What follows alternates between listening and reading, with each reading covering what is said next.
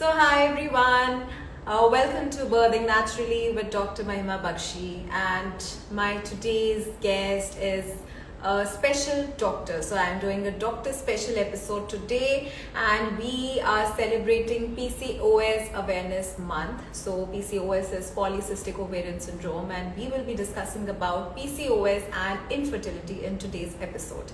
Today I have with me a wonderful celebrity expert joining me all the way from Bombay, Dr. Rishikesh Pai, who is the medical director with Bloom's IVF and is also the president-elect for Foxy 2022, who is joining me all the way from Bombay. So I'll soon have Dr. Rishikesh Pai joining me for today's episode.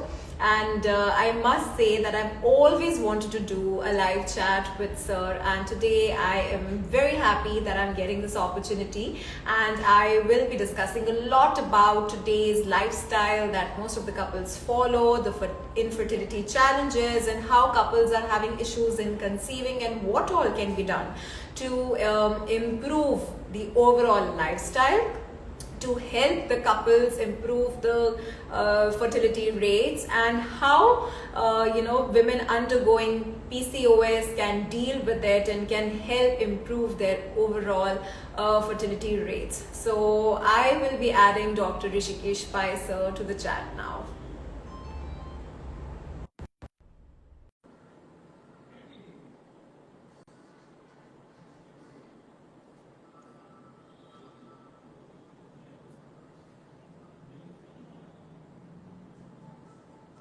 So Dr. Rishikesh Pai joining me all the way from Bombay. And we're waiting for him to get connected to the chat. Until then, if you all have any questions for me or my today's guest, Dr. Rishikesh Pai, on PCOS and lifestyle modification for PCOS. So don't forget to send us questions, because this is PCOS Awareness Month and we are celebrating PCOS awareness with Dr. Rishikesh Pai today. So Dr. Rishikesh Pai would be joining in soon. I think there's a connectivity issue from his side.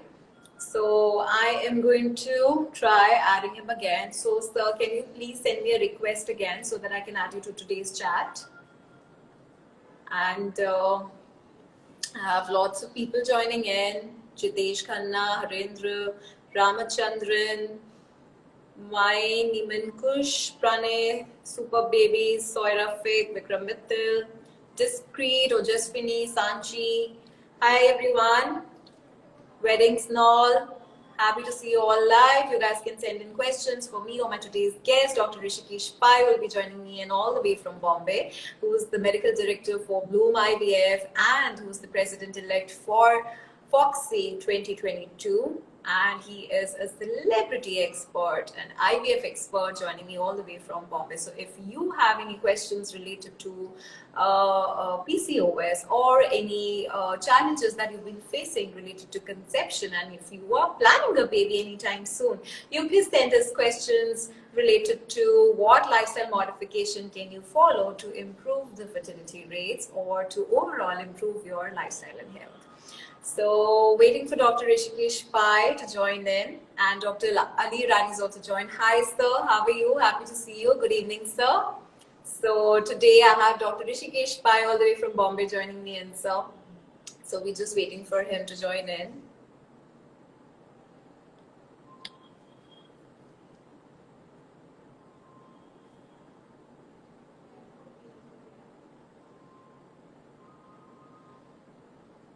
Hi Pratham, hi Pintu.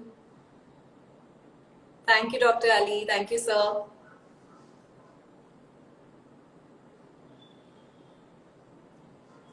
And good evening Pratham. We are waiting for Dr. Pai to join in. So this is Dr. Pai's first Insta Live, and I remember even for Dr. Ali sir, I had made him do the first Insta Live with me. So even today I've gotten Dr. Pai to do his first Insta Live with me. So I'm waiting for Dr. Pai to join in.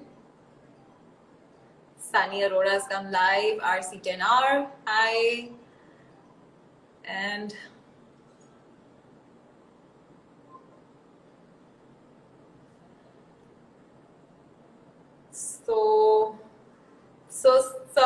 please send me the request again? And there seems to be a signal issue from your side, so you can just check in whether your Wi-Fi is connected.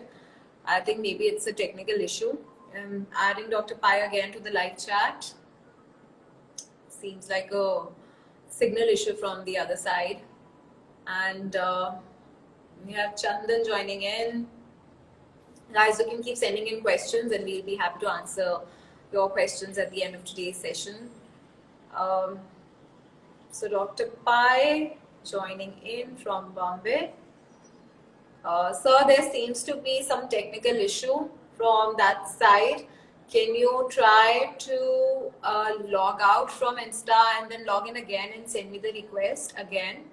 And please try to keep your connection on Wi-Fi if possible. Seems to be like a signal issue from the other side.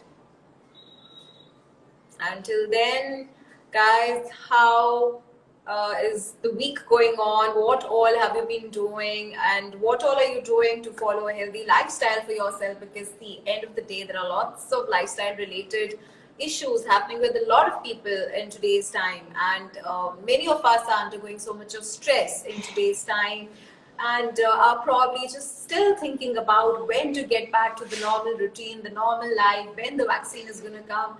And so the entire lifestyle must have just changed, and you just have to adapt to the new normalcy. Like everyone says, this is the new normal.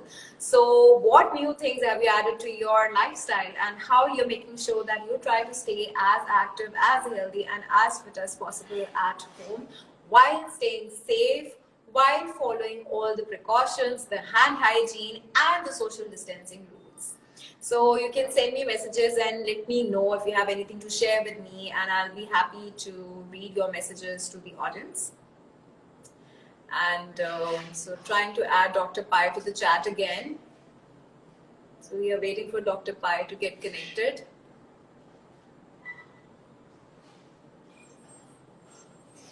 So there's Anand Mishra, Praveen Soni, Workcraft, Chandan. Hi guys. Anand Mishra saying, I am a fan of your speech. Thank you so much, Anand Mishra. Thanks a lot. And so we are waiting for Dr. Pai to join in. Hi. Perfect, sir. Hi, finally. Hi. Hello. Hi. Hi, sir. How are you? Fine. I'm just logged in, from Mumbai. So the rains are, creating a problem for us. So bad weather in Mumbai. Yeah. Welcome to the show, sir. How are you? Thank you. Tell me. Great, sir. So we've been waiting for you. All the fans have been waiting for you, and we have lots of questions to ask you today on IVF. So. Yeah. Okay. Great. Okay. So great, sir. So, sir, please first tell us something about yourself, your journey, and then I'll get started with the questions. No, I've actually been in the field of IVF for nearly 30 years now. I did my fellowship in IVF from Australia, where the world's second baby was born in 1989-90. And then I came back and I started my journey in 1991-92. And for the last 30 years, I've been doing IVF. So it's been a long journey. Wow. Down the road, I did a lot of academic work. I was the president of the IVF Society of India. It's called ISAR. I was the president of the Endoscopic Society of India. And now I have been lucky enough to be elected as the president of the Federation of Obstetric Gynec Societies of India. It is called FOXY, and it has got nearly 38,000 members. So it's a large society, which besides infertility does a lot of maternal health. All the maternal health issues of the government of our country are, FOXY is a very important partner of the government. Amazing, sir. So, sir, you are a true inspiration to so many people in today's time. Right. Thank you. So, thank you, sir. So, since it's PCOS Awareness Month going on, and PCOS is becoming very prevalent in today's time, and it also has a relation with infertility that is seen in a lot of couples these days. So, sir, can you please start with telling us something about the relation between PCOS and infertility? So, PCOS is polycystic ovarian syndrome. It is, many people call it PCOD, etc., etc. And primarily, what happens is every month about 500 eggs start maturing, and they are in small bags of water called follicle.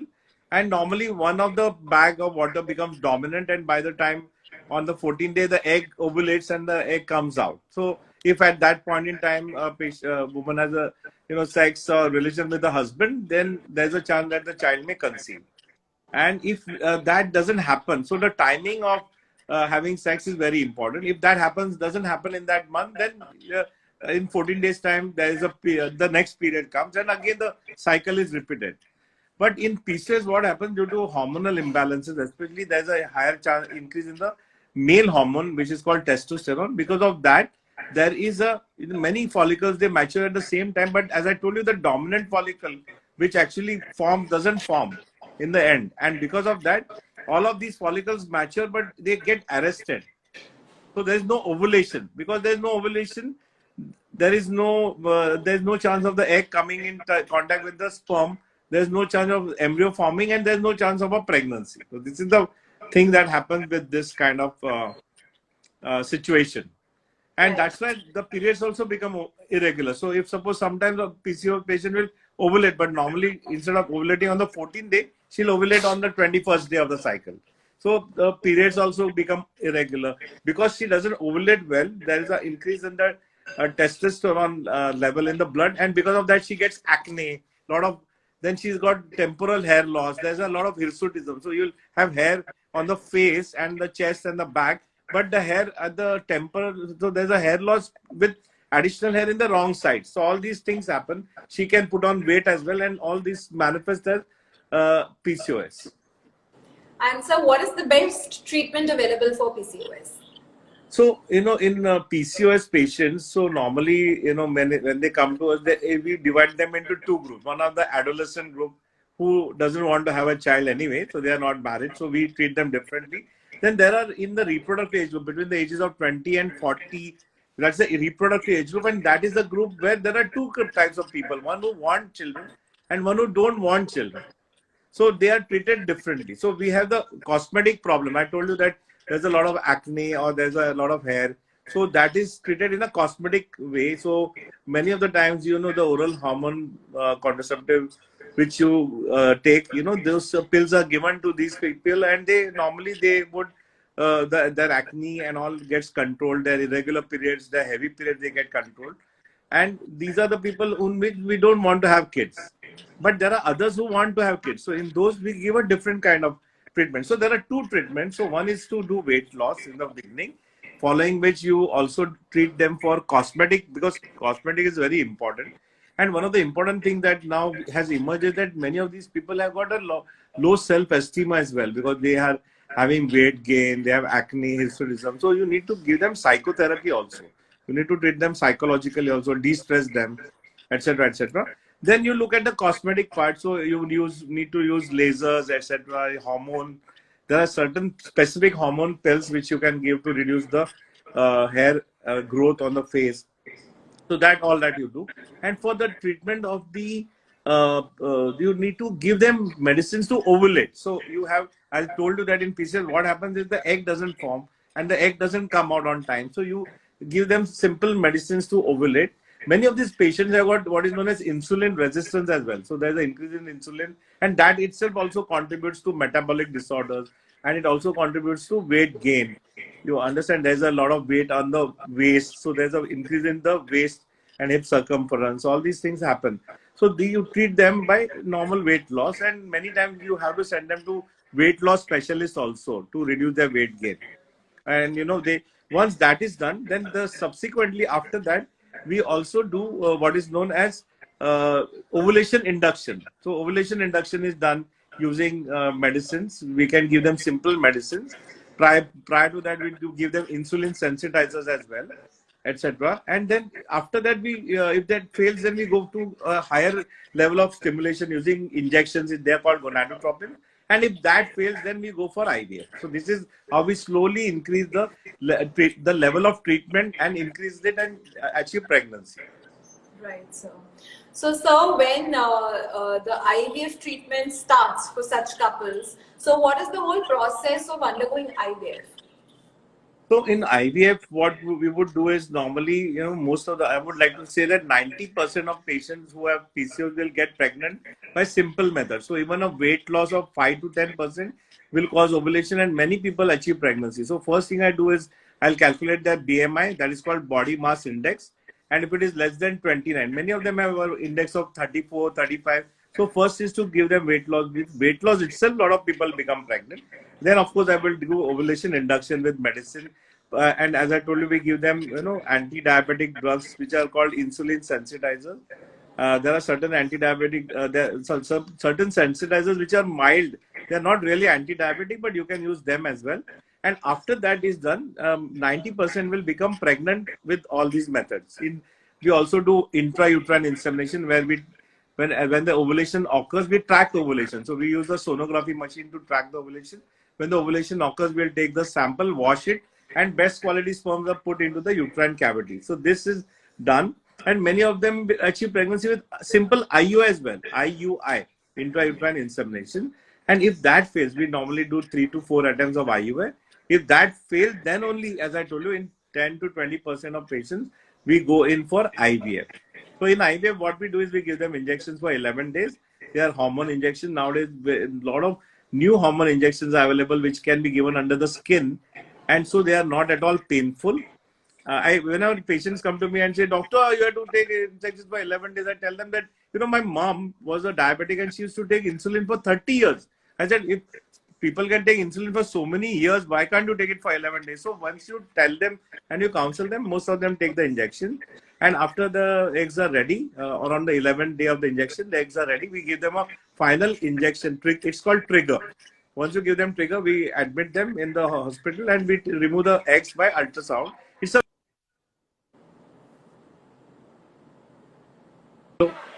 We can easily do it, and that simple procedure, once it is done, within 4 hours the patient can go home. Once the pickup is done, we fertilize the oocytes with IVF. There are two methods of fertilization. If the semen count is normal, then you can actually take the sperm and put it on the oocyte, and we do what is known as IVF procedure. But if the semen count is very poor, less than 5 million, we do a procedure called intracytoplasmic sperm injection, also called ICSI procedure. And with that, we fertilize the oocytes. After 2 days or 3 days, embryos are formed, and these embryos are put back into the uterine cavity. Nowadays, because what happens in PCO, they are very, very hyper. So even if you give injection, lot of oocytes can form. And if you transfer in such conditions, then they can land up in hyperstimulation syndrome. So most of the PCOS patients nowadays, once we collect the oocytes and embryos are formed, we freeze them. We don't transfer them in the same cycle to prevent complications of hyperstimulation syndrome, and we transfer them in subsequent cycles. And that's why, in fact, if you do a frozen thaw cycle, the success rate is 20% higher than if you do a fresh cycle. So nowadays, most of the PCOS we would do, we call it the antagonist cycle. In the olden days, what used to happen, we didn't have this drug called antagonist. So we used to use the old drug called agonist, and a lot of my patients used to get admitted. Some of them used to land in ICUs and all that, because they had this propensity to hyperstimulate a lot. And so in order to diagnose PCOS, there's one simple test. So there are two tests. One is the ultrasound, where normally you will see a lot of follicles in each ovary, which is done on day 2. It's called antral follicle count. And the second test is the AMH test, anti-Mullerian hormone. In fact, AMH test should be done by all women who get married. Within a year's time, they should do an AMH test to see what is their ovarian reserve. If the reserve is normal, if the AMH is in the range of 2 to 3.5, if the reserve is poor, AMH is less than 1.5, and if the reserve is very high, PCOS patients have very high reserve, and so the AMH will be more than 3.54. So as soon as I do an AMH, and if there's a AMH of more than 4, I know that it's a PCOS. And the PCOS patient is the most easy patient to treat. Almost all my PCOS patients, they achieve pregnancy. It's a very easy patient. Our problem is with the poor responder. When the patient don't have any eggs or the AMH is less than 1.5, that is the challenging patient as far as we are concerned. The normal responder, AMH of 2 to 3.5, or the hyper responder or PCOS, AMH of more than 3.54 is very easy. It's a piece of cake now. Right, interesting. Because I think a lot of women are not aware, and when they know that they have PCOS, they always think that they'll always have an issue, conceiving a baby or planning a pregnancy. Right. So this is not to be. You should not. Sorry, I'm just I had to locate my position because of the signal. So I had done all this. That is life. No, I had set up the whole camera, everything, phone and all, and then the signal was not then in that spot. So I had to come down. But that's like unpredictable. How ovulation is also very unpredictable in pieces. The problem is of the unpredictable ovulation. So that is taken care of by. In fact, I always feel that IVF is easier than even IVF, because one of the problems in PCOS is that, there is no synchrony between the ovulation and the endometrial lining. So the endometrial lining is also very abnormal in PCOS patients. So that's why when we do a IVF and we do a frozen transfer, because in the frozen transfer we do an ideal endometrial lining. If the lining is not great, we don't remove the embryos that are frozen. We'll cancel the cycle and take the next cycle. So many times I feel that in PCOS patients, it's much more easier to get them pregnant by IVF than by IUI. But traditionally, you can't just jump to the IVF, because IVF is like a cardiac bypass. I always tell my patients, IVF is like a cardiac bypass. It's the last step. But in actuality, in PCOS, if you do an IVF, it becomes very easy to get the pregnancy. But we can't do it. In practicality, you have to give them the ovulation induction. You have to try with simple methods. You have to do weight loss. After that, you have to do 2-3 IUI cycles. And if that fails, then only you can go for IVF. Otherwise, if you jump on IVF, they'll say, my God, this doctor is really, he just wants to do IVF. So we have to be very careful and try to do simple things. It's like Amitabh Bachchan, Agla Padao. First step is simple, then the next step, then the next step. That's how we have to do it. Right. So, sir, for couples who are actually having difficulty in conceiving, what is the definition for the couples to know whether they actually have infertility or not? Right. So, in fact, like we have to, normally we say that after 1 year of cohabitation, if you still don't achieve pregnancy, then only we call them an infertile couple. So, normally you would not investigate in the first 1 year. But my take on it is, especially if you're, nowadays people are getting married late.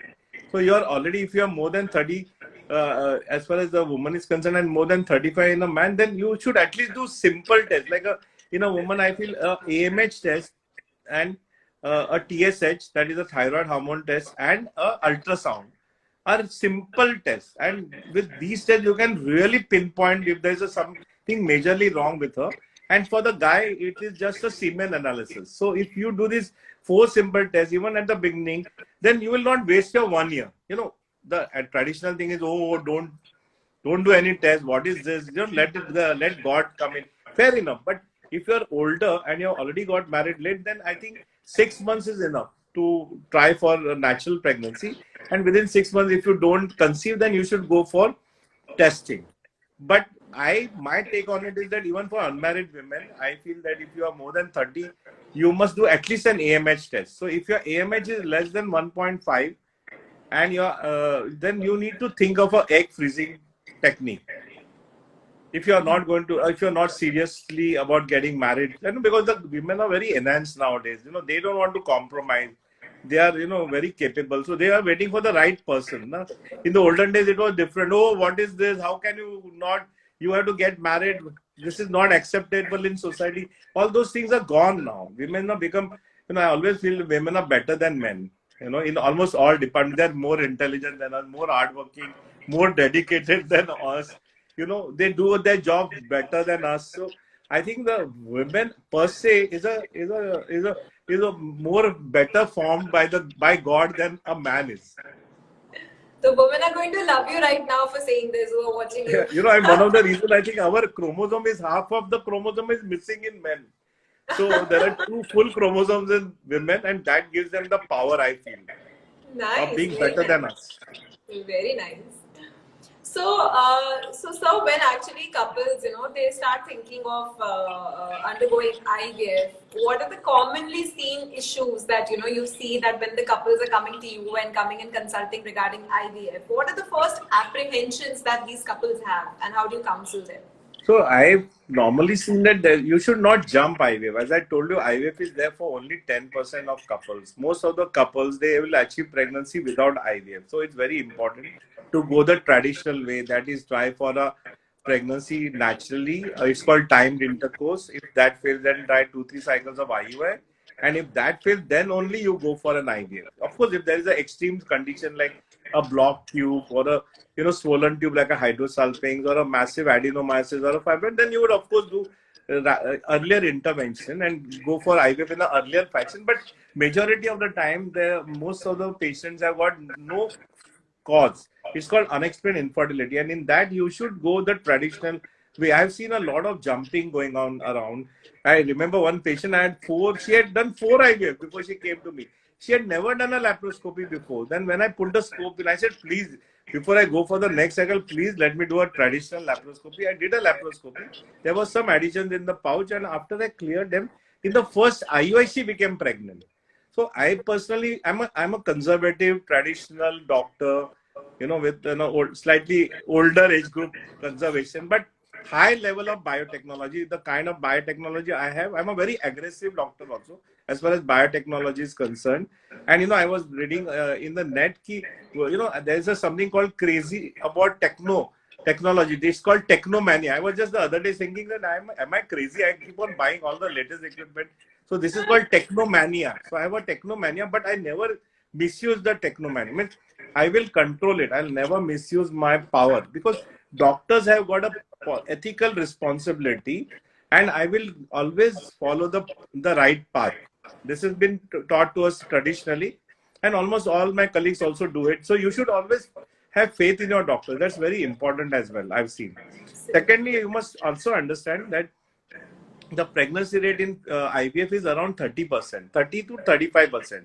In women less than 35 years of their age, in United States, it's a slightly higher at 40-45%, but there's a more of overstimulate the patients, etc. And there's more aggression in the American society as compared to, say, Europeans, and all are slightly more conservative. But I always tell my patient 1 in 3 is the thing. So every time 3 people undergo IVF, 1 will become pregnant.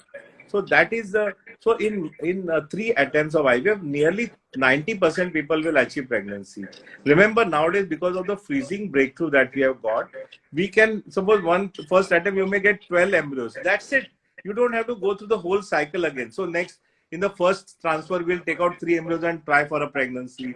If that fails, again you take out 3 embryos and try for the next pregnancy. So by doing from one cycle, you can do multiple transfers as well, especially in patients of PCOS, because they have a huge amount of oocytes. You can have a lot of embryos, and you can do multiple transfers. In fact, many of my PCOS patients, they get pregnant and then they come after 5 years for the next cycle pregnancy, because with the frozen embryos. I remember one patient from USA I had done in my Delhi center.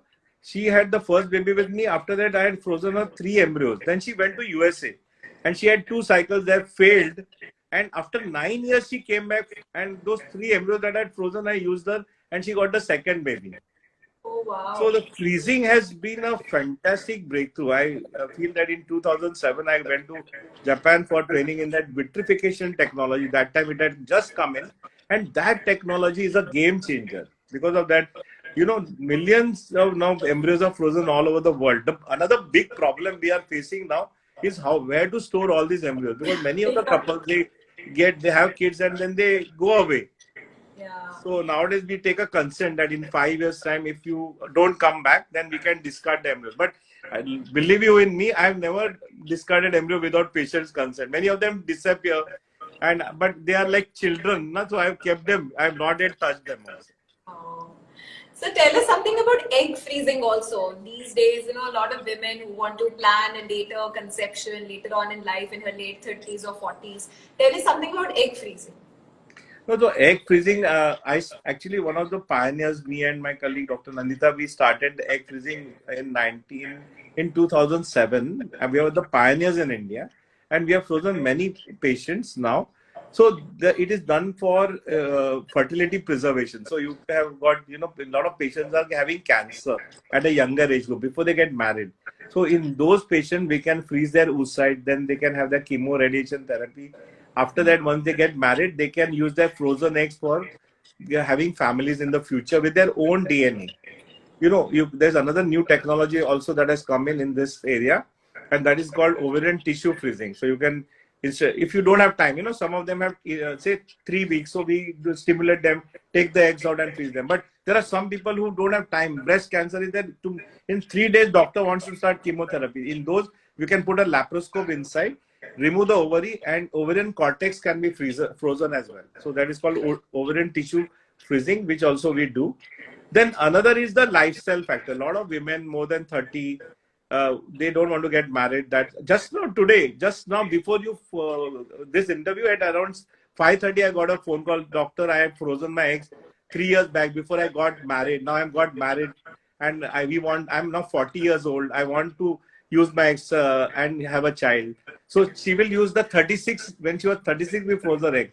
So she will use those eggs. So there will be a higher chance of pregnancy, lesser incidence of congenital malformation, lesser incidence of aneuploidy, Down syndrome, because younger eggs have a lower incidence of aneuploidy. So these are all the advantages, and a lot of women. In fact, there was a Wall Street article, and in that they had interviewed a lot of these women who had frozen eggs 10 years back in United States, and many of them got married and they had children with their own eggs naturally. They didn't have to use the frozen egg, but many of them said that it was an insurance for them. They felt mentally satisfied when they froze their eggs, and their tension went away, because after that they had their pregnancies naturally. But it was just a mind thing, a thought thing. Okay, at least I'm not guilty of my giving me priority to my career. I still can freeze my eggs. So this is a great boon, I feel. And people regularly become pregnant, and obviously not everyone becomes pregnant, and that has to be counseled. To see, counseling is very important. I feel that if you don't do counseling, then people become unhappy. If you don't tell them that every time 3 people undergo IVF, 1 becomes pregnant, so if she fails, people get tremendously upset. So counseling, in fact, in the new ART bill that is coming of the government, counseling is a must. It's in the regulation that, and that has to be an independent counselor. It cannot be a counselor from your own IVF center. It has to be an independent counselor, so that she gets the proper balanced counseling. There is no, means government feels that if Dr. Pai counsels his own patient, he may do it in a positive way. So they want counseling to be done in a proper balanced way. Patient should know what are the pregnancy rate, what are the problems, what are the complications of IVF, and then enter the procedure. So it's called informed consent. Nice, interesting. And so, how commonly do you actually see cases of male infertility, and how prevalent is it in India now? So male infertility is a big player. It is 50% of cases are due to male, and in fact, when they come, first thing we do is a semen count. Of course, nowadays it's all a matter of education also. Now, if the couple will come together. Even uneducated people now come together for counseling. Husband also comes with the wife. It's not that अरे पुराने जमाने में अलग बात थी ना कि अरे आप जाओ मैं नहीं आऊंगा type. Now they are all scared. The guys are, as I told you, they toe the line. And so first thing that we do is that we do the semen test. And if the count is less than 15 million, motility is less than 42%, morphologies, abnormal forms are more than 4%, then these are tagged as male factor infertility. And they are treated. So we treat them with medication. Sometimes they have got infection or swelling of the blood vessels called varicocele. So we correct all of them. And many of them, after correction, they'll become pregnant on their own. If they don't, then we do IUI for them. And if that fails, then we can go for a micro manipulation. It's called ICSI. So this ICSI was a major breakthrough in IVF in 1992. Palermo in Brussels, Belgium, discovered intracytoplasmic sperm injection. And that was a revolutionary technique which came in.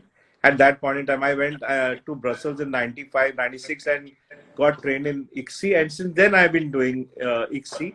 And in that, it's just like IVF. We take the eggs out, but instead of fertilizing them on their own, we take one sperm and take it and inject it into the sperm using a machine. It is called a micro manipulator. It's a robotics machine.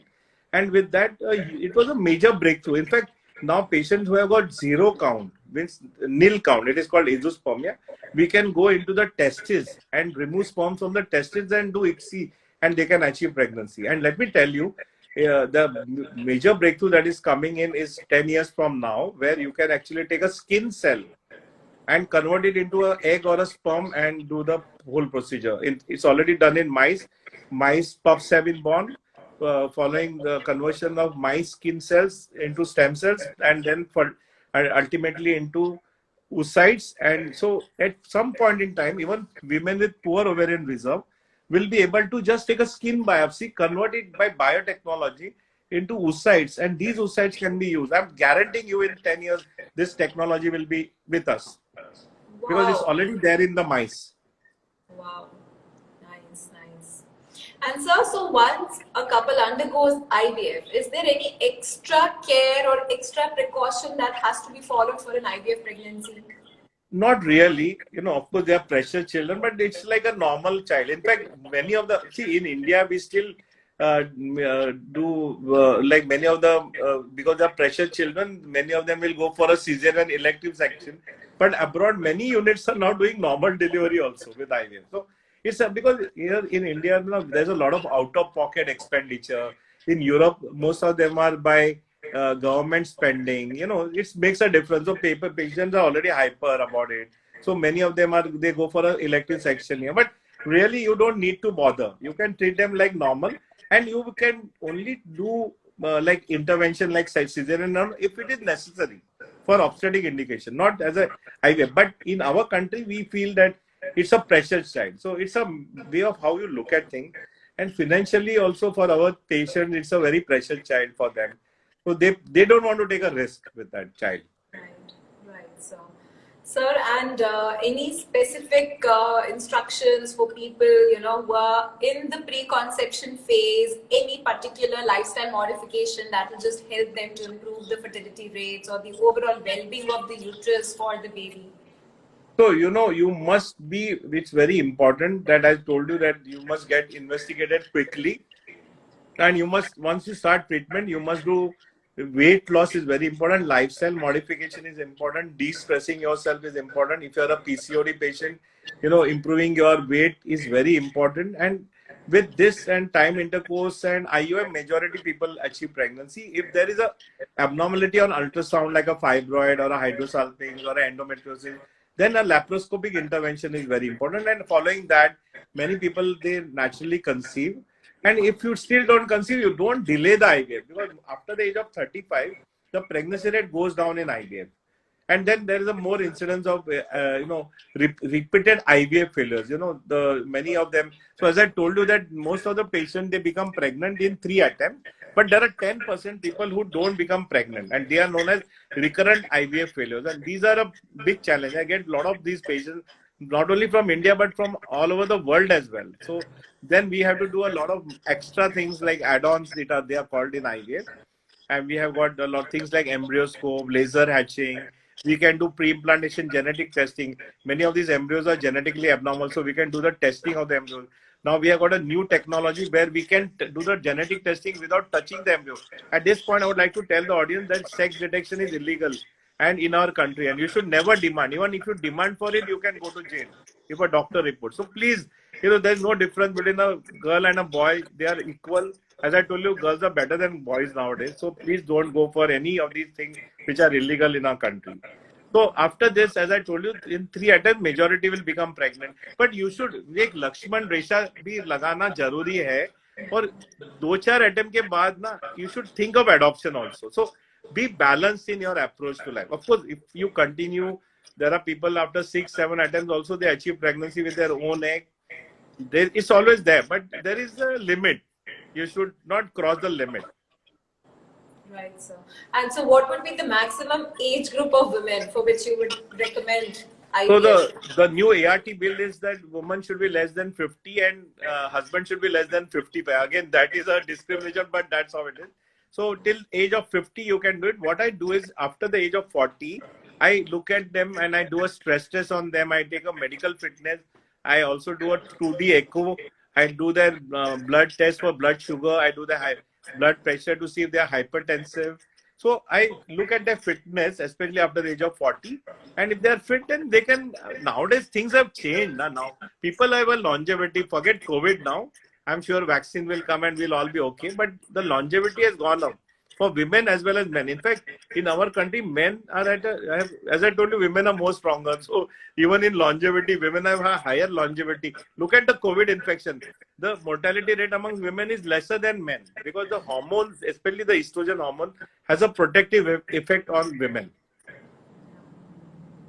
Absolutely. So I think people just need to take care of their overall lifestyle. They must exercise, they must eat healthy, they must sleep well, and they should try to avoid alcohol and smoking as much as possible. Right. So, sir, any last comment from you on the overall lifestyle modification for people watching us right now?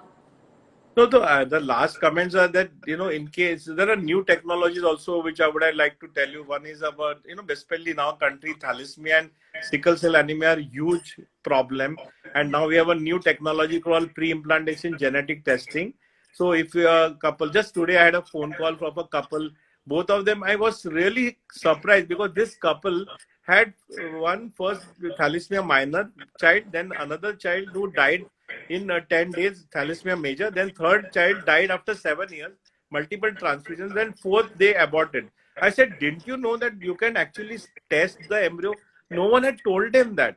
So I would like to inform all of you that now if you have a previous abnormal child, many of these are due to genetic disorders, and we can now do IVF. We can test the embryo doing an embryo biopsy, and we can put the normal embryos in, and you can have normal children. Especially in our country, the biggest problem is thalassemia and sickle cell anemia. In the middle of a country, Chhattisgarh, Madhya Pradesh, huge amount of sickle is there. So PGD can be used instead of normally what we do the conception, then we'll do the testing.